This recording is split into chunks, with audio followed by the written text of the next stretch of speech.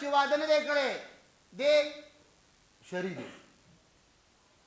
وارادوا موتاکم عذابکم وادي چې نه دی کړی او ژوندی دی دی شری دی. وادي چې نه دی کړی کوم هلکه او مړ دی دا رذیل دی.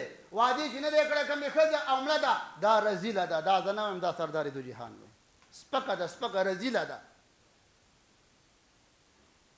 بیا دې صحابي ته فرمایي یا عکاف تزوج واده وکړه والا فانت من المذبذبین.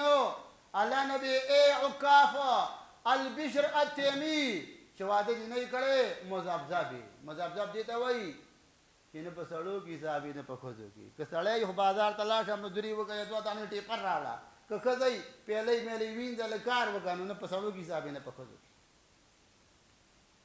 برای کرند چا چې واده نه دی کړی